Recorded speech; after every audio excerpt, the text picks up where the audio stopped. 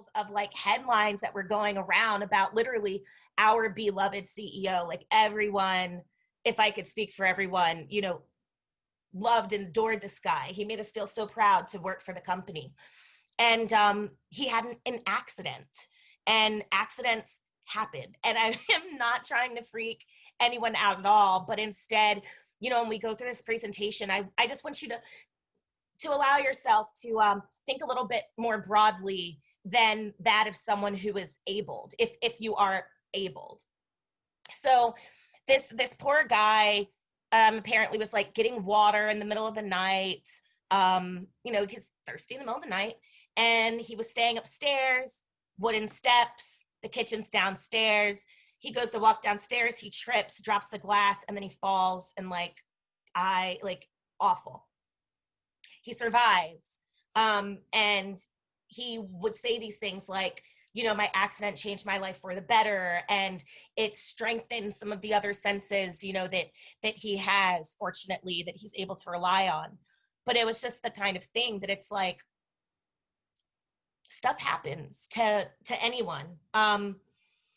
And you'd like to think that if an accident were to happen to you, that when you recover, and if you so choose to come back to work or go back to school, that you'd be accommodated in that way. Sorry, I'm just like talking.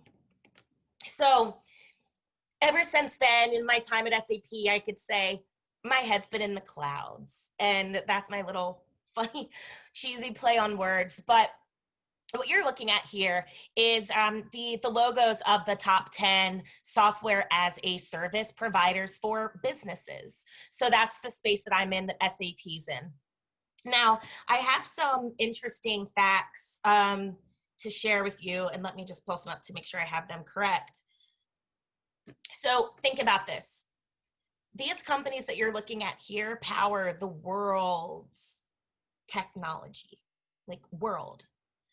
These other companies store the data for the most powerful institutions in the world. And keeping that in mind, only 6.6% of all Fortune 500 companies have women as their CEOs, when women constitute 50.8% of the population. So, you know, that's interesting, right?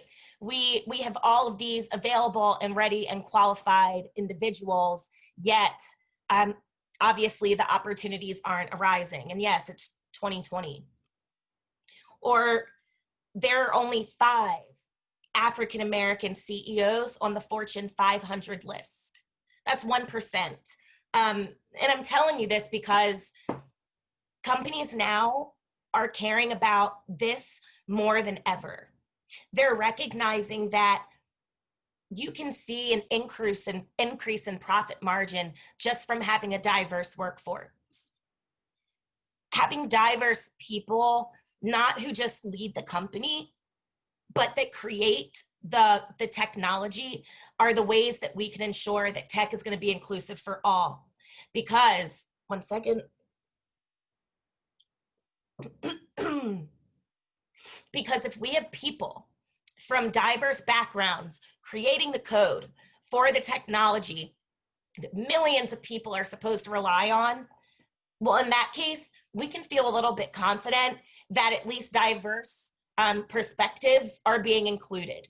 And by having someone who's a coder who is blind might be able to, you know, bring up certain barriers to the current code that maybe someone else wouldn't think about because they're abled, because they're so fortunate to not have to have those sort of struggles. Now, neurodiversity is something where this really hits access to technology, but access to work and the opportunity, the mere and basic opportunity to earn a living. So I'm going to give you some facts about diversity and accessibility, just to really put it into your mind more if it isn't already there. And if you don't know what neurodiversity is, and couldn't have figured it out by now, which I'm sure you have. It's just the different diversity and neurological capabilities. So the way in which you think, process information, speak, feel, sense things, that all goes into the topic of neurodiversity. So according to the CDC, 1 in every 42 boys are autistic, as well as 1 in 189 girls are autistic. I'm pretty sure everyone on here, could raise their hand and agree that they know someone who's on the autism spectrum. And if they don't themselves, they know someone who has a relative on the spectrum, because this is basic stats. This is our community. This is our humanity. But unfortunately, you'd be surprised the number of parents of children who are on the spectrum are afraid to die and pass away because they don't know who's going to take care of their child, because the world hasn't opened up to being accommodating enough of people on the spectrum. But this isn't a doom and gloom conversation. There's a movement going on, not a moment, of where those who have different accessibilities are being welcomed with open arms into the tech space, which is why tech is just such a fascinating an awesome place to work, because you're literally in the most exciting and futuristic place ever. And I truly feel that way. So another stat, 24% of people go blind by age 45. Again, I'm not trying to scare you, but unless you want to work for a company like Snowflake and intend on being like a multi-millionaire by 45, you're still going to be working. And what if you were to go blind, or one of your loved ones were to go blind, and they can no longer return back to their job because their job isn't accommodating of people that have vision impairments? This is real life. This happens. 1 in 20 people I think it is 1 in 20 people have some sort of vision impairment very close to blindness. And finally, 2.7 million people are wheelchair bound. And so it just makes you realize that if you don't have a disability right now, that's great. But a lot of our friends, family, and loved ones do have challenges, and it's not fair for only people who are considered able to have the opportunity to earn a living, have a family, buy the things that they want, do the things that they want, or, have a chance at a full life. And that's why I'm excited to speak with you all today, because it's so important for students who are interested in, whether it's UX, UI, or any sort of learning algorithms or machines, that will keep the end user at mind, the very end user, and not the typical person, because this isn't the world that we live in. So SAP, and this isn't like a hoorah for SAP, but I will give you this plug, because if you do have or know someone on the spectrum who is in college, who's higher functioning perhaps, or is just looking for opportunities or ways to get into the workforce, please reach out to me after this on LinkedIn, because we have a lot of opportunities at the company. And when I first joined, I was asked to become a mentor for someone in our Autism at Work program. And that individual is now one of my best friends. His name's Jeff. And it started out like I would just help him with social skills. Like, he wouldn't look me in my eye, when we spoke. And so I would ask him about that. I'd never be like, hey, like, you need to look people in the eye. I would just say, hey, I noticed that you don't look at me in the eye. What's that about? Does it make you uncomfortable? And his response shocked me. He told me that he just wasn't sure if he was, deemed like worthy looking at people who have accomplished so much. And to me, I thought that was completely baffling, because I thought that we had both graduated, we both were in the same internship, but he needed a confidence boost. And I was happy to do that for him. And we have a number of people in SAP who were on the spectrum, who didn't even come in through our Autism at Work program. So we try our best to be accommodating of those that think differently. And I have a video that I'd like to show you. And someone just sent me a text message if you don't hear the audio, but you should, because I mean, if I work in technology and I cannot figure out how to make the sound come through, it's a problem. But here goes. Dear hiring professional, I am not a liability. Please don't mistake a label for the truth. My expectations go far beyond my limitations. And there are many jobs where my unique skills could speak for themselves. They just need a voice and someone to listen. The difference between me and others is the difference between me and others. Not a weakness, but a strength. A strength that defines who I am and pushes me towards who I want to be. I don't have a disability. I have this ability. I have this ability. This vision. This focus. This same passion that inspired you to seek a fulfilling career. I have this ability. And so much more to offer. Sincerely and earnestly, Gloria. Christian. Jeff. Patrick.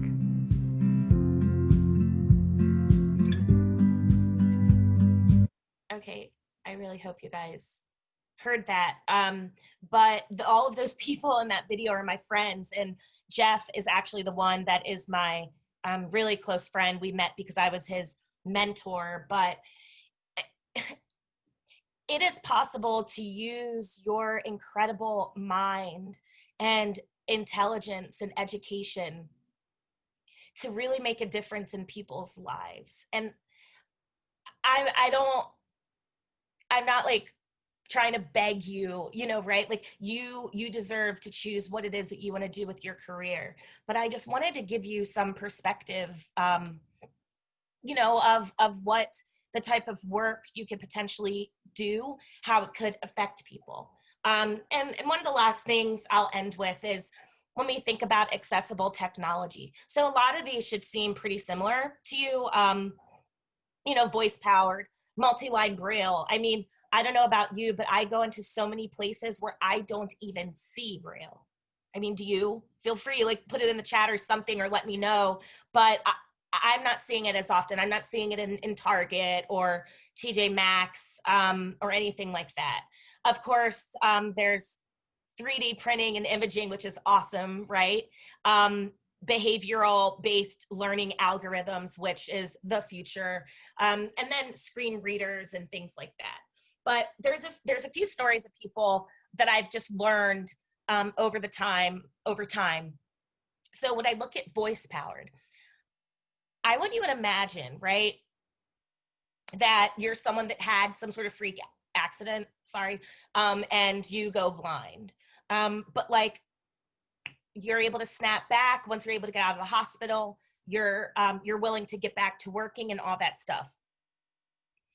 Say, actually, this happens to you in college, and it's right before you graduated, or in that period, just to make it more aligned to you. You know how on job applications nowadays, it's all online. I can't believe I said nowadays. I'm only 30. Sorry. But it's online. And a lot of the times you have to press next or click next, and then submit, right? We've all seen it. Imagine not being able to see, and you rely on a voice-powered technology to read, the screen for you. And what if the engineer was inept and no one cared enough to double check this? And for some reason, the technology is unable to detect this submit button because, I don't know, the background color isn't recognizable or something like that. Or it only recognizes submit and not the next button because that's how it was programmed. Imagine spending a lot of time to fill out an application, being really excited because you find something that finally fits your skills, and you can't even submit the application. Or what if you're like a crazy sweepstakes entering person like me, because it'd be really nice to just be a multimillionaire and then choose, to spend your time in a different way with work. But what if you win like one of those dream homes with, 50 stairs on each side, right? Spiral staircases inside 4 or 5 floors. What if you're in a wheelchair? How are you even getting to your bedroom? Yeah, granted, you can get, an elevator put in, but just imagine the expense. And it's kind of like all of this onus and responsibility and financial burden is upon you, just so you can exist and live in a home just like everyone else does. So when you think about accessibility, think about it in all ways: access to technology, access to working in technology, access to being treated fairly. And with that, those are the golden nuggets or tips that I have for you. But again, please feel free to reach out to me on LinkedIn. I'd love if anyone has any questions or comments, that you say something, because I've been talking for so long, but I hope that this was beneficial, and I appreciate the opportunity to be here with you. So with that, I'll end and open it up for any questions that may have arose.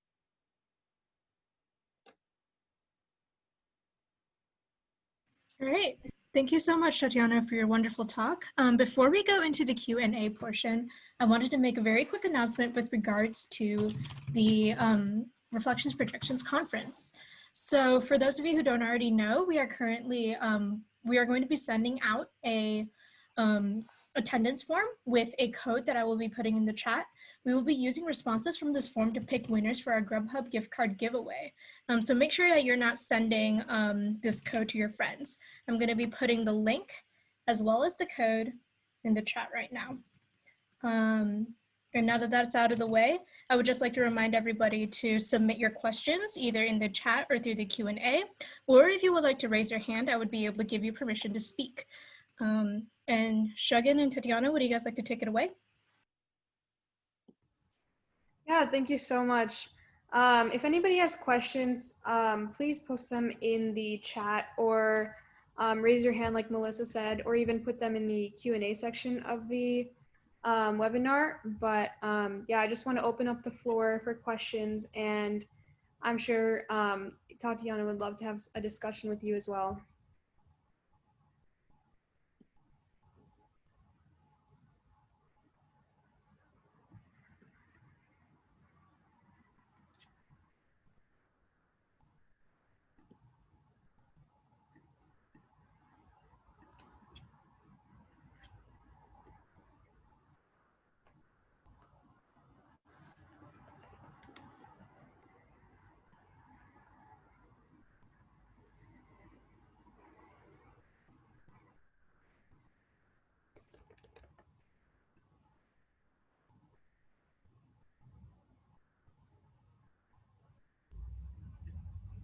So we have an anonymous question from the audience.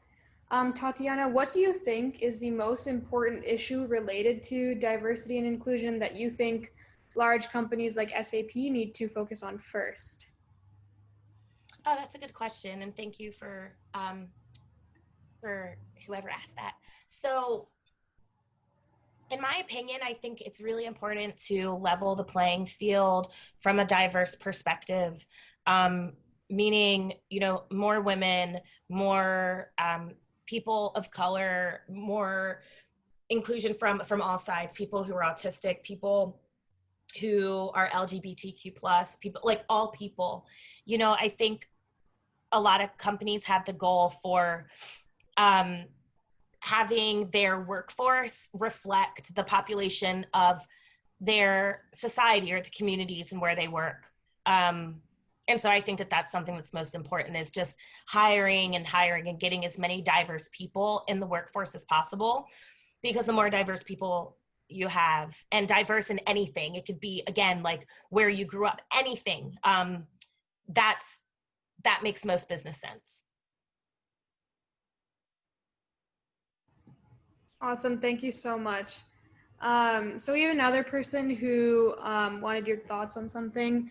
They said, "Hi, I really enjoyed hearing your story and perspective on inclusivity in the workforce. My question for you is, what can we as students do to promote inclusivity within our school community?" And this is just like from my side, this is an ongoing topic we've been having within our school community. So I think this is really important. So yeah, I'd love to hear your thoughts. I think it's the most important to figure out like what are the problems that you see. Um, Identify that, and then also see what issues are going on locally in the community. See which community or NGOs could use volunteers, maybe have that satisfy some sort of volunteering requirement if your school has that, or just something that people can and should do, you know, give back in the community.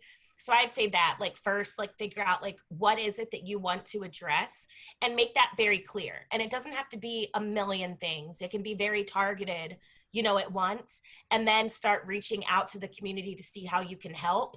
And then I think from there, you know, maybe use your network. Like, you could reach out to me or reach out to anyone that maybe you've met in internships that might be able to lend some sort of help, or help in any sort of way. But that's what I recommend. Like, put it all down on paper. Like, what is it exactly that you're trying to fix? Instead of just, you know, we can't say we want to fix the diversity problem, because like, what's that, you know? So I think the clearer you are on what you want to do will help in the long run.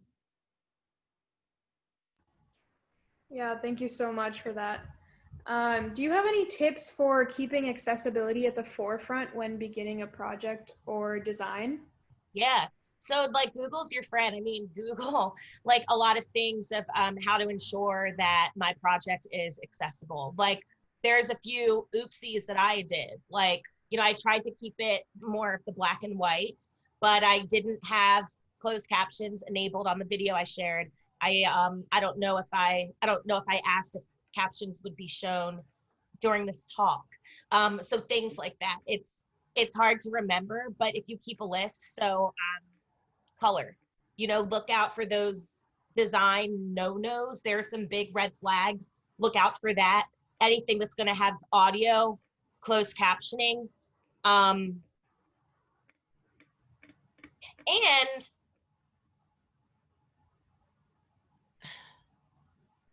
as simple as, once you're finished with it, take yourself out it and ask someone that you know that may have some sort of accessibility challenge, and see and get their perspective, and let them know that you're asking them because you want that perspective, because you want your project to be accessible. But it's something that I think as you start to work on it over time, you'll be able to keep yourself in check, but just maybe create a running list. And yeah, Google's the homie.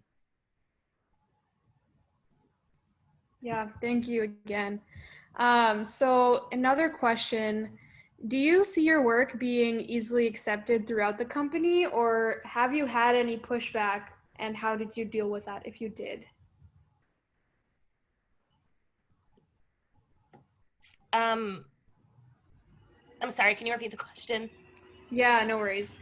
So do you see your work being easily accepted throughout the company, or have you had any pushback with your work and people accepting it? And how did you deal with it if you did have pushback? So yeah, so a few months ago, when us and many other companies were putting out statements saying things like Black Lives Matter, like everyone has been saying, we didn't want to be one of those companies that just like said it and that was it, because that is like actually more offensive. We hosted a speaker series hosted by a professor from Harvard, and the topic was stress and communities of color during times of pandemic.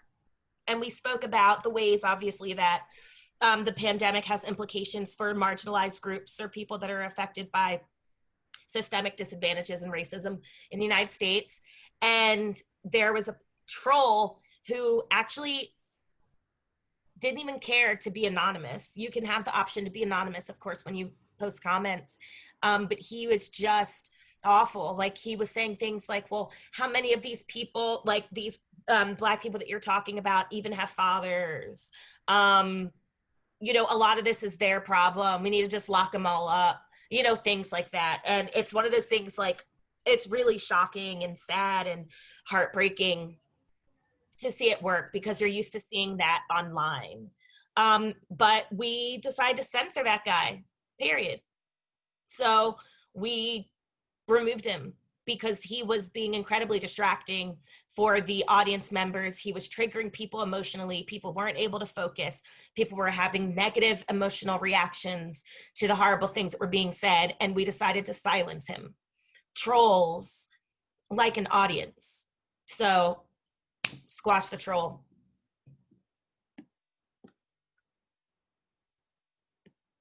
Yeah, thank you for that response. So sometimes people who are attending talks about diversity and accessibility are also the people who are more aware about what they should be mindful of. So what are your tips on how to encourage more people to be open to learning? So, okay, I thank you for that question.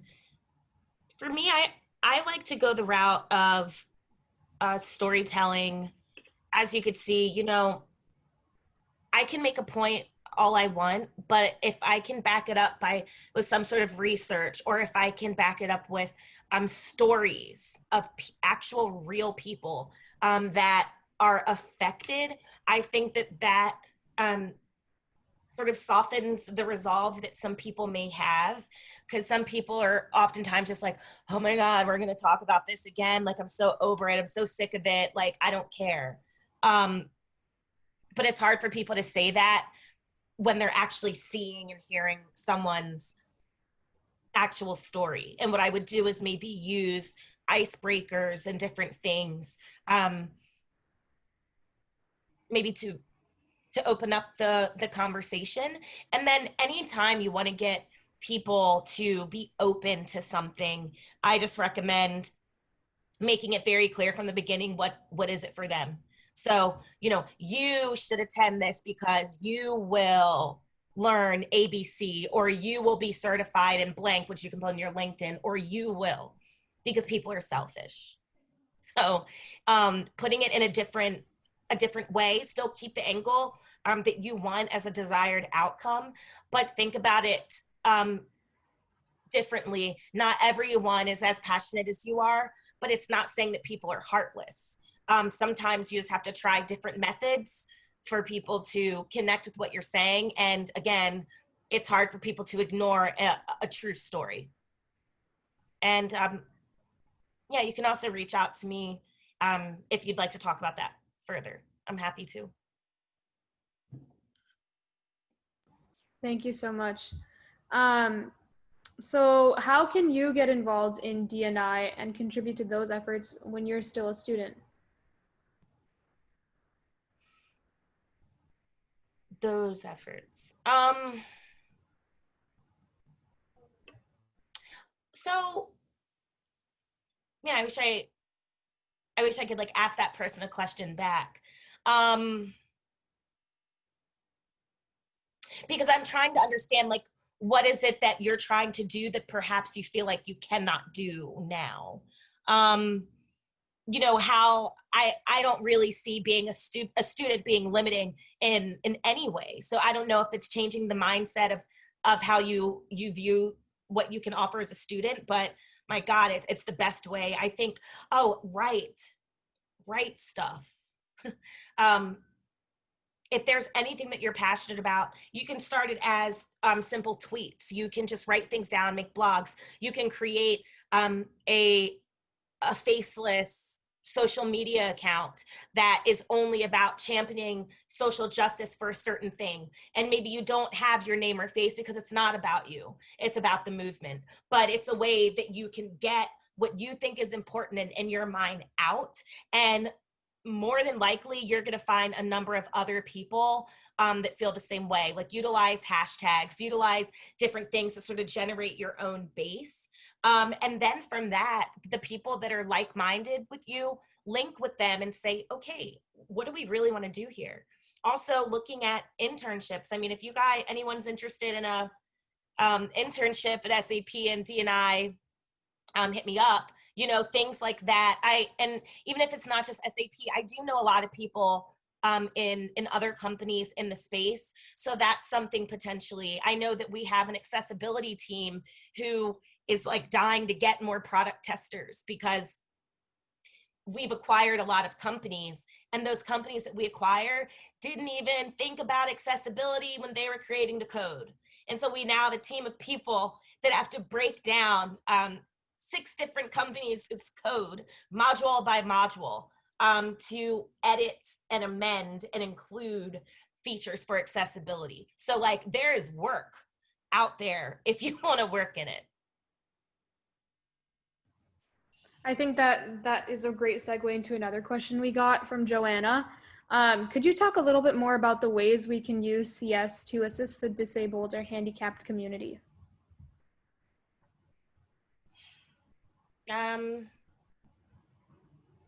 Specifically disabled and handicapped. So I think a lot of things about with accessibility comes down into like the user experience or the user interface. And if that is something that you are particularly interested in, I would recommend you to find professional groups or groups, and I'm pretty sure this is a thing, of people who either have CS backgrounds or are currently studying or in the CS space that work specifically in accessible technology, or even accessible compliance, anything like that. And pretty much just put yourself out there, build a cover letter, present yourself and market yourself as this person that they need on their team because they have the deep desire to. Sometimes you don't even have to have so much experience. It's just having the knowledge and the skill set and the deep passion and desire to work in a specific area of experience or interface that can help a specific group of people. And Joanna, we can talk about that more if you'd like. Thank you so much. So in terms of championing diversity, who are some of your favorite authors, speakers, or industry professionals? Okay, so there's a bunch. And so when it comes to accessibility, I do this thing where I will search hashtags on Twitter. And I'll go to, I don't know, I'll filter it or do some sort of scrape to see people who either work in the space or just disabled from an accessibility perspective. And I literally just read their tweets. It's the people that are the most outspoken. It's, you know, I don't know if it's PG or not, but it's people who are sick and tired of being left behind in ways of political policy, all the way to shopping at the mall. And it's people that aren't big names that you would know of, but just actual people just like you and I. Those are the people that I actually like to follow because I'm able to relate to them more. Now, an industry professional, aside from my boss, Judith Williams, because she's pretty exceptional as our head of diversity and inclusion for SAP. There's a woman named Nzinga Shaw, Nzinga, and she used to work in D&I for the Atlanta Falcons, and then she became the D&I officer for Starbucks right after they went through that whole, issue with like those like 2 Black kids that were in the Starbucks and like in Philly, and the cops were called. And I follow a lot of what she does and what she posts because I'm like, first of all, props to you for wanting to take that challenge, and make a difference. But I really just like to see people who I think are very similar to me, who are working with top brands that influence people. And a majority of the people I look up to aren't like famous or anything. It's just people who I've met that have just personally made me feel the desire to want to do something more and different. I'm not like someone who like idolizes or things like that, but I more so kind of see people for the exceptional skills that they have. And I don't know. I mean, yeah, it kind of changes. That was an amazing response, and I think a lot of us can relate to that as well. So, what do you envision the D&I landscape looking like in the workforce in the years to come, and do you think it'll progress? If not, why do you think so? Why do you think that? God, are these real questions, you guys? Um, okay, so one that comes first to mind is like, so many people are working from home, right? Like my mom works in billing for like hospitals in Maryland. And so she was the kind of person that would have to go in to the office every day just to like answer the phone, like, hello, this is Tiffany, and just do that. And now with the pandemic, she's working from home completely. And think about that. There's a lot of companies that are now having people work from home a ton because why? They don't have to pay for like the electricity for these offices that they have. Or if they're able to shut an office down, that's money that's now coming back to the business that can be used for other things. And so I think that we're finding more and more companies dependent on technology and a remote workforce. And due to that, I do think that we'll see progress in accessible technology because like we're going to have to. And also there are laws now, there are legal compliance rules that if companies don't adhere to, they will have to pay lots of money. And so that's something that I do see as helpful, you know, from accessible technology. I hope that racial equality in the workforce won't be as much of a desire or a need to do that in 10 years maybe, because hopefully that will have happened by then, because we're talking about it more and we put a lot of reliance on college students actually for coming into like the tech workforce. It's either you come in as like a 22-year-old or you come in as like a 40-year-old with like a million years experience. So it's hard, but I think if we look at it that way, we might. If we do not see changes in workforce diversity and technology,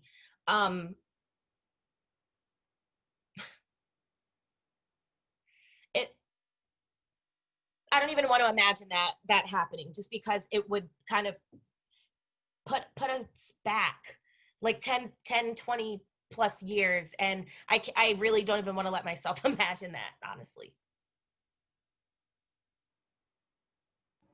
Thank you. That was a really insightful answer. Um, so we have a few questions left before we end, and if we don't get to the rest of them, I know Tatiana said you can reach out to her after this. But I guess to end this then, so why or how do you feel that having a non-traditional degree affected your journey in tech? Or I guess like you didn't come in with a technology related degree, so I think that's what it means by non-traditional. um I don't know, I think it made me more of a big fish in a small pond, right? Being someone with a liberal arts background at a company like SAP, especially when I went through the academy, I mean, I was going through a program with engineering and CS backgrounds that went to, you know, MIT and all this stuff. And I was just like, what? Like, what am I doing here? Like, this is bad. And I was like the only one that had a liberal arts degree. Someone else had a public health. So yeah, but I think it put a lot more spotlight on me from a pressure perspective. Like if I would have effed it up, it would have looked really bad. But I think because people were looking at me in a way of like, oh, I mean, she's a psychology background. Like what could she possibly do? And I think because I did well, that actually gave me a little bit more of I don't know, a little pop, if you will. And it's just something just to tell you, I don't know, I'm seeing this one question too. If you could give your college age self one piece of advice, what would it be? It's shoot your shot. Shoot your shot for anything. Apply to opportunities that you don't have enough experience with. Ask that person out, socially distanced and responsible, of course. You know, send an email to that person that you met that you want to mentor you. Do anything, because if you don't, then you'll literally never know what happens. And in college, you know, you're in a safer space than you realize. It's a lot of pressure and you have to do really well. But I would tell my college age self, like, recognize all that you've gotten through up until this point, and let that give you the confidence and fuel to support you in literally anything you want to do, and just literally shoot your shot. Like, do not feel embarrassed to do anything. Just try it.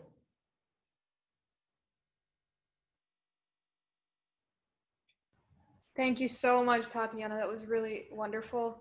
And I think we do have a comment from somebody who says, not a question, but I just wanted to say this was such an incredible talk. You were an inspirational speaker and so nice, genuine, and unapologetically awesome. And this was definitely my favorite event of the conference. Thank you so much. Yeah, and I definitely want to say that I completely agree. This was amazing, and I've learned a lot, and I hope that other people were able to learn a lot. So thank you so much for spending your time with us today. I really appreciate it, and I'm sure everybody else does as well. And with that, it is 6 p.m., so I will let everybody go. Thank you so much for coming, and yeah, let us know what you think in the Discord. Please interact with us, and I will give Tatiana the link for our Discord as well, so she can interact with you. But thank you so much for coming, everyone. Thank Thank you, you guys. everybody for coming. We have one more talk scheduled for today at 6, and then we have another talk, our first keynote of the year, at 7. So we would love to see you at both talks. But thank you again, Tatiana, for your wonderful talk. Thank you. And best of luck on the next two. Thank you so much. See ya. Talk to you later. Bye. Bye.